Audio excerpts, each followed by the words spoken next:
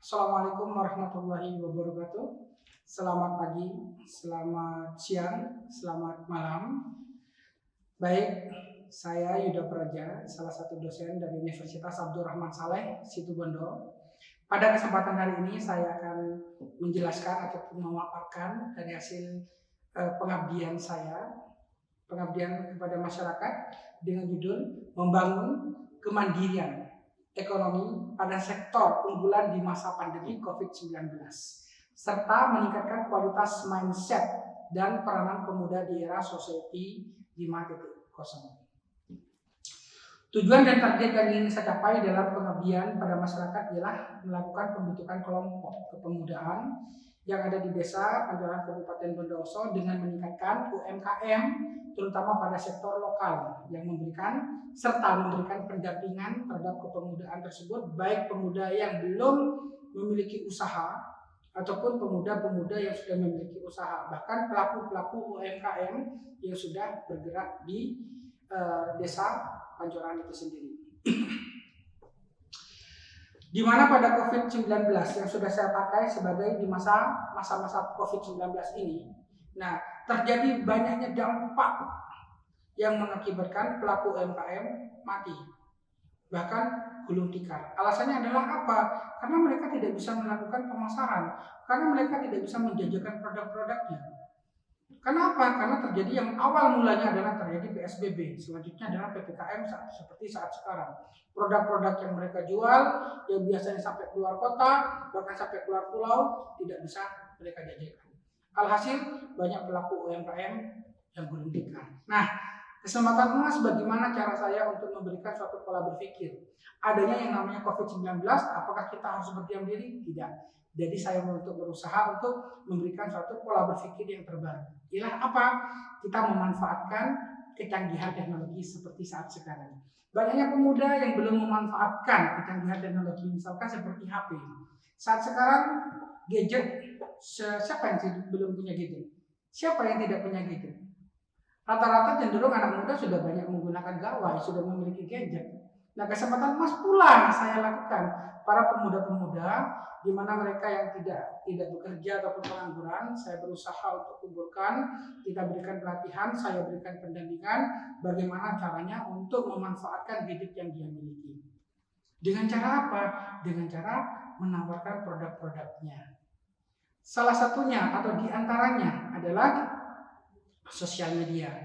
Ada Facebook, ada Instagram, saat sekarang yang tren TikTok yang lagi viral. Nah, ada juga kita bisa melakukan yang seperti sistem penjualan dari aplikasi seperti Shopee, JD.id, Lazada, Tokopedia dan berbagai macam fitur-fitur yang sudah berbagai macam aplikasi dari media penjualan secara elektronik. Nah, UMKM saat sekarang ini terjadi yang namanya penurunan penjualan akibat adanya COVID. Berbeda pada tahun 1998 dan tahun 2008. Di mana pada tahun 2008 dan 1998 negara kita mengalami yang disebut dengan dampak krisis moneter. Krisis moneter yang melanda di negara kita, di mana pada nilai tukar rupiah yang terjadi yang namanya penurunan nilai tukar rupiah. Sehingga berdampak pada perusahaan-perusahaan besar terjadi yang namanya penurunan pendapatan dari perusahaan besar. Sehingga bagaimana kejadian di negara kita? Semua produk harganya bisa sampai melambung karena nilai tukar rupiah sudah menurun. Nah, saat itu tidak berdampak kepada UMKM. Dari berbagai macam situs yang saya dapatkan, dari berbagai macam sumber yang terpercaya sudah saya dapatkan, ternyata di sana tidak berdampak terhadap yang namanya UMKM. Kami tidak akan berbicara masalah tentang nilai tukar rupiah yang berlaku pada saat itu. UMKM di sini adalah suatu berdiri tegak waktu itu. Nah, apa yang terjadi pada saat COVID saat sekarang? Kok bisa UMKM itu bisa menurun? Kenapa? Ya karena adanya suatu wabah yang terjadi, pandemi yang terjadi, di mana-mana kita tidak bisa melakukan yang namanya tindakan proses penjualan produk, mengantarkan produk secara langsung seperti zaman sebelum adanya wabah seperti saat sekarang. Nah, saya mencoba mengumpulkan kepemudaan saya mengumpulkan pelaku UMKM yang dia sudah berjalan, sudah cukup lama, akan tetapi UMKM-nya sudah agak sedikit mati. Bahasa kasarnya adalah sudah hampir mati, hampir bangkrut. Saya kumpulkan bagaimana cara kita melakukan suatu tindakan.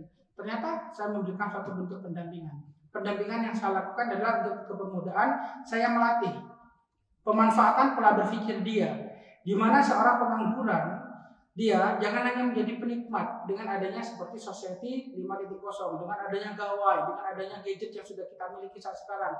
Kita menikmati TikTok, kita melihat TikTok, kita melihat seperti Instagram. Tidak lagi, tapi bagaimana Instagram itu bermanfaat untuk menghasilkan uang. Adalah apa? Adalah mengangkat kearifan lokal, mengangkat keunggulan lokal.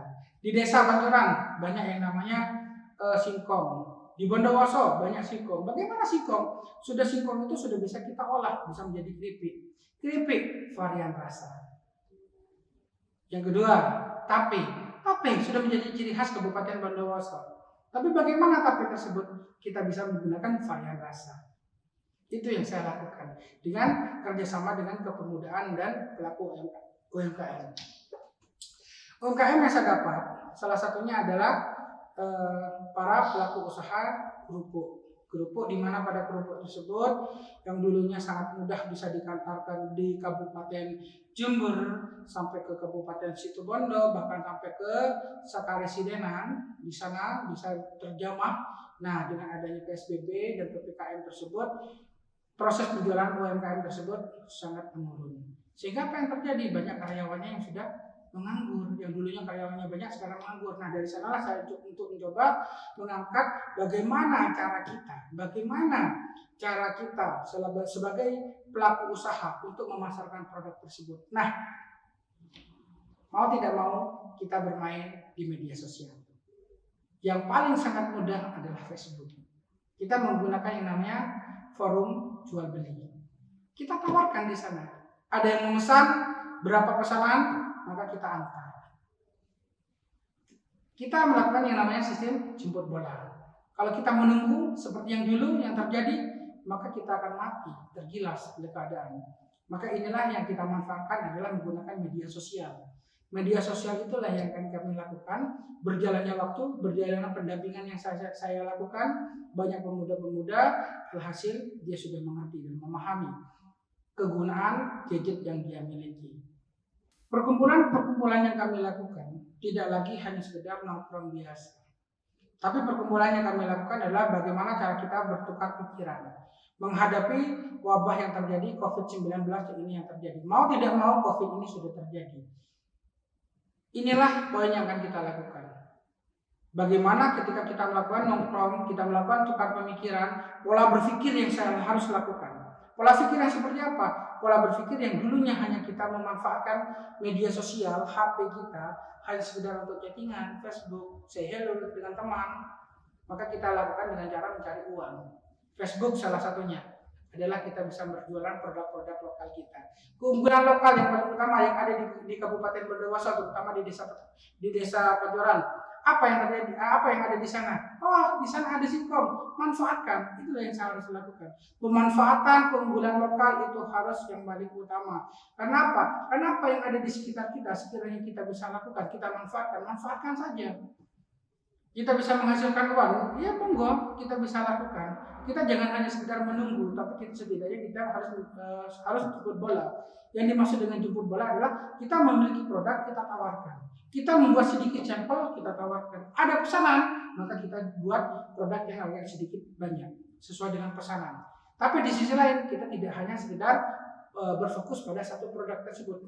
Banyak kita menggunakan, misalkan ada seperti olahan ladrang. Ladrang itu adalah produk olahan yang awalnya berasal dari tepung, kita bisa menggunakan olahan dari singkong itu sendiri.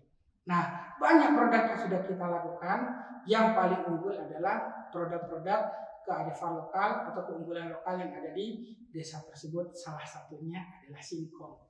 Singkong bisa diolah menjadi keripik, singkong bisa diolah menjadi olah makanan roti, bisa diolah menjadi makanan yang disebut dengan tape, menjadi ciri khas Kabupaten Bondowoso. Nah, itulah yang kami lakukan. Sedangkan capaian yang sudah saya dapatkan adalah kelompok yang kepemudaan baik UMKM itu sering melakukan yang namanya pertemuan rutin.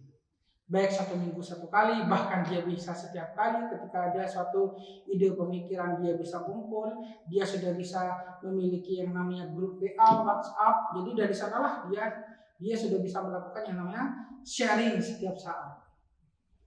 Nah, sharing yang dia lakukan adalah tidak lagi menggunakan yang namanya nongkrong hanya duduk semata, dia hanya sekedar bergosip, tapi bagaimana cara pemikiran dia agar apa yang dibutuhkan, apa yang diinginkan bisa menghasilkan dan bisa dia dapatkan dengan hasil yang dia lakukan.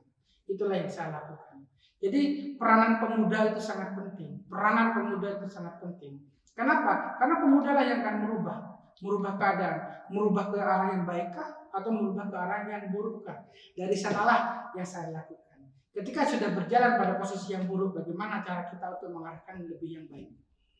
Karena pemuda inilah salah satu generasi penerus bangsa. Kalau kita sebagai pelaku akademisi tidak akan melakukan hal seperti itu, bagaimana keadaan bangsa ini? Saya, meskipun terbata-bata, meskipun ada banyak halangan yang akan terjadi, itu adalah urusan saya. Dan saya harus melakukan hal tersebut. Karena poin utama adalah kepemudaan, merubah pola berpikir. Merubah pola berpikir dan merubah pola berpikir.